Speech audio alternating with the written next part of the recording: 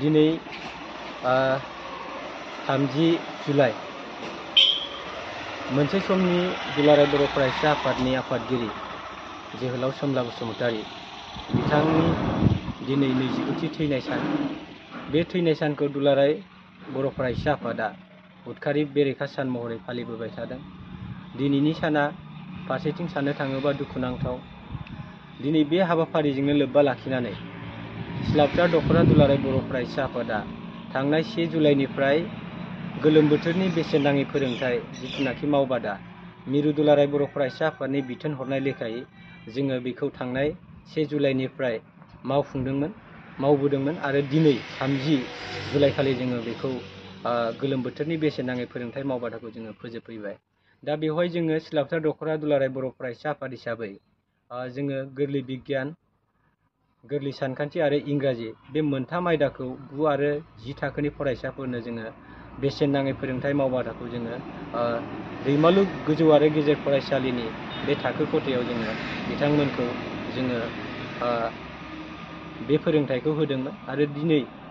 जोङो फैयै जोङो दिनै 1 दान बिथांमोननो फोरोंथाय होनायनि उनाव जोङो दिनै बिथांमोननि फरायसाफोरखौ आरो फोरोंगिरि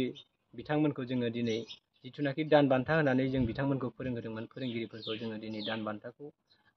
बिथांमोननो जोङो गथायबाय आरो लोगोसे जोङो फरायसाफोरखौ दिनै जोबथा सानाव जों बिथांमोनखौ गुन गोनां सोलोंथाय लानायनि जोङो बाथ्राफोरखौ जोङो फोरमायदों। बे हाबाफारियाव जोंहा धेमाजि जिल्ला दुलाराय बर' फरायसा आफादनि लोगो आफादगिरि मुस्रि रुपनाथ मोसाहारि आदाया बिथाङा बाहागो लाफैदोंमोन। सिलाफोथार दख'रा दुलाराय बर' फरायसा आफादनि आफादगिरि मानाव गेदेर मुस्रि प्रबिन दैमारि आदायाबो बाहागो लाफैदोंमोन आरो सिलाफोथार दख'रा दुलाराय बर' फरायसा आफादनि गाहाय नेहाथारि अनसुला बसुमतारी बिथाङाबो बाहागो लादोंमोन। लोगो सोलोंथाइ नेहाथारि बिकेश ब्रह्म, थुनलाइ नेहाथारि बिनाराम बसुमतारी आरो हारिमु नेहाथारि बिपिन खेरखातारि फंबाय आरो बिथांमोनजों लोगोसे जोंनि दख'रानि दैदेनगिरि बिथांमोनाबो बाहागो लादोंमोन आरो फरायसा फरायसुलि बिथांमोनाबो बाहागो लाफैदोंमोन। दा बेनि गेजेरजों जों बेखौनो बुंदों दुलाराय बर' फरायसा आफादनि मोनसे समनि आफादगिरि आरो बड'फा उपेन्द्रनाथ ब्रह्म, जिथुनाखि बड'फा उपेन्द्रनाथ ब्रह्मआ बर' माहारिखौ गेरेमसा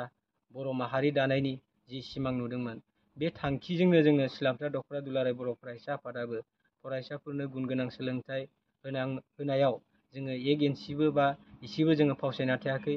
जोङो जेसे हायो फरायसाफोरखौ थुलुंगा होनानै दिनैनि आथिखालनि मुगायाव जोङो गोग्गो सोलोंथाइ आरो गुन गोनां सोलोंथाइखौ बिथा खालामनानै बिथांमोनखौ जोङो बुंबोबाय थादों बा बिथांमोनखौ जोङो जौ जुवानिफ्राय, ड्राग्सनिफ्राय, गारि मटर सालायनायनिफ्राय, मबाइलनिफ्राय, उन्दै बैसोआव हाबा जानायनिफ्राय, समाजनि गाज्रि हाबा हुखाफोरनिफ्राय जों जेब्लायबो गोजानाव थानांगौ आरो लेखाखौनो फरायसाफोरा गावनि गुबै खामानि आरो गुदि खामानि होननानै लेखाखौनो गोसो होनानै फरायनांगौ बा बिथांमोना फरायसा जिउआव जायफोर मोजां जिराद बेफोरखौ लानानै आवगायलांनांगौ आरो जायफोर गाज्रि मुवा बा गाज्रि खामानि बेफोरनिफ्राय एरायनानै बिथांमोना गाव गावनि सोलोंथाइ जिउखौ मोजाङै लांनांगौ आरो गुन गोनां सोलोंथाइ लानो हायोब्लासो दिनैनि मुलुगखौ जोङो मोनदांनो हायो आरो आवगायलांनो हायो। बेखौ गासैबो खोथाफोरखौ जों फरायसाफोरनि सिगाङाव जों बिथांमोनखौ बोसोन होदों आरो बिथांमोना खोब मोनसे गोरलै गोसोनि बे समाव बिथांमोना जि बोसोनै बेखौ लायो आरो आसा खालामदों जोंबो सिलाफोथार दख'रा दुलाराय बर' फरायसा आफाद हिसाबै बिथांमोननि इयुना सोलोंथाइ जिउआव अरायबो गोजों जाथों आरो जों बेखौनो मेसेज होनो नागिरो सिलाफोथार दख'रा दुलाराय बर' फरायसा आफाद हिसाबै सिलाफोथार दख'रानि सिङाव थानाय मोनफ्रोमबो बर' गामि बर' माहारिनि सुबुंफोरा जाहाथे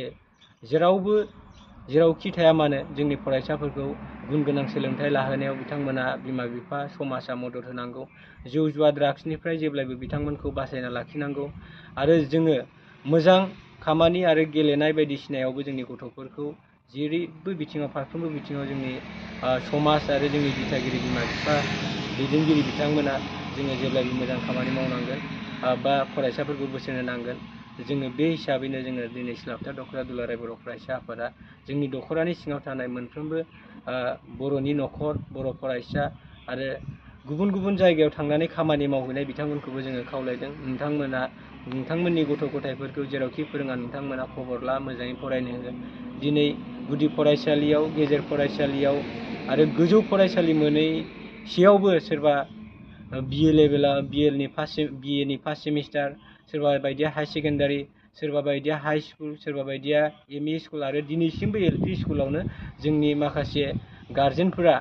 थिग नङैनि थाखाय, समाजा थिग नङैनि थाखाय जोंनि फरायसा फरायसुलिफोरा लेखा गारनो गोनां जादों। ओंखायनो जों बे सिलापथार दख'रा दुलाराय बर' फरायसा आफादा जों बेफोरनि फारसेबो नोजोर बोनानै जों जेसे हायो समाजखौ सांग्रां खालामनो नाजादों। दिथागिरिफोरखौ गुदि फरायसालिफोराव हाबनाय, गेजेर फरायसालियाव हाबनाय आरो गोजौ फरायसालियाव हाबनानै जों माखासे एवारनेस प्रग्रामफोरखौ